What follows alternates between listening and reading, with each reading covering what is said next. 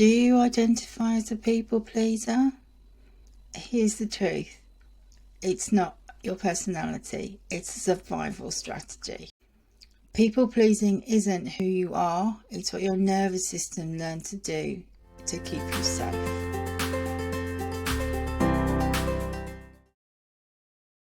If you saw my first video, you'll know a little bit about the history behind ancestral memory, and if you haven't seen it yet, go check it out. I'll put a link in the comments.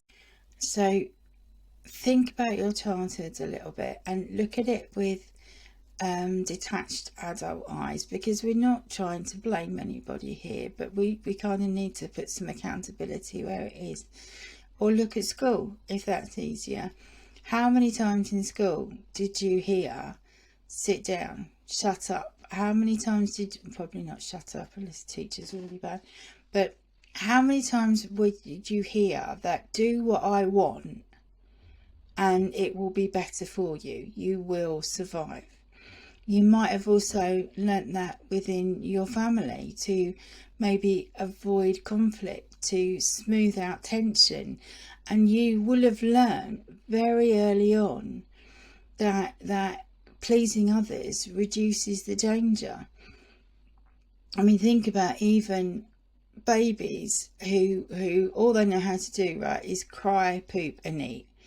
And we know that mothers, very often mothers, find it difficult because they don't get a break, because the baby has taken first place in terms of needs and wants, which is fine because that's what they need to survive.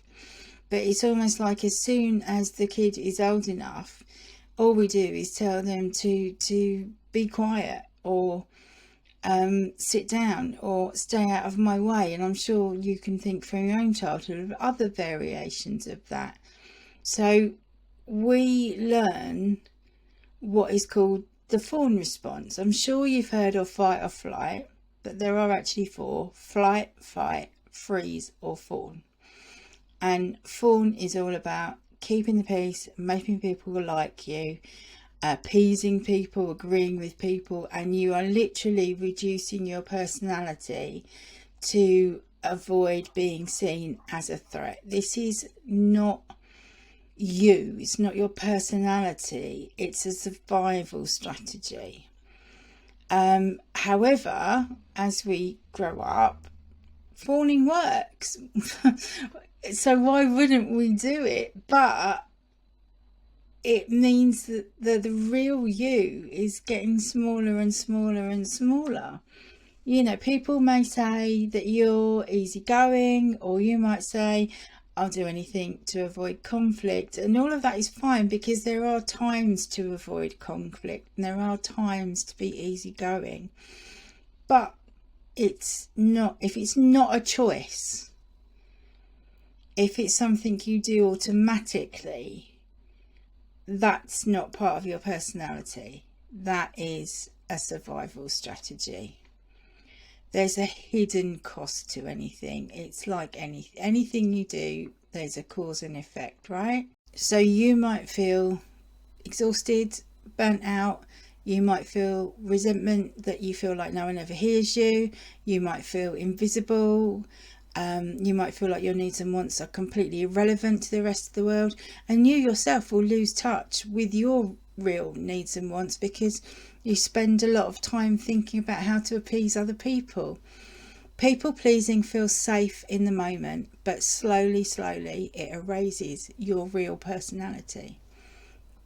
However, now we know that it's a conditioned response, it's a survival strategy, we can begin to shift it.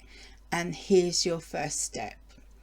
Next time you want to say yes, in your head, you don't have to do anything differently outwards. In your head, am I agreeing because I actually agree? Or am I agreeing because I am worried about what will happen if I don't? That's the only thing you need to ask. And then slowly we can build on that until fawning becomes a choice because it does work in certain situations, and there are certain situations where you've got to suck up to your boss or whatever. But we want to shift it from an automatic survival strategy response to a considered choice.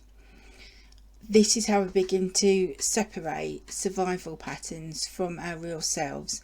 And in the next episode, the next video, I'll be showing you how to set loving limits without feeling guilty. I don't like the word boundaries. I'm changing it to loving limits because that's a real easy way of managing it, but I'll talk to you more about that in the next video.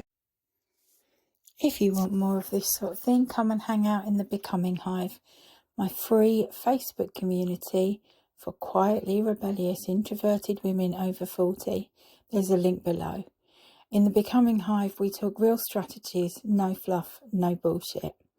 You could also like this video, comment on this video and subscribe to this channel. Dust off your throne and polish your crown, Queen, because when you are well, the whole hive thrives. Until next time, swear softly, rebel radiantly and buzz bravely.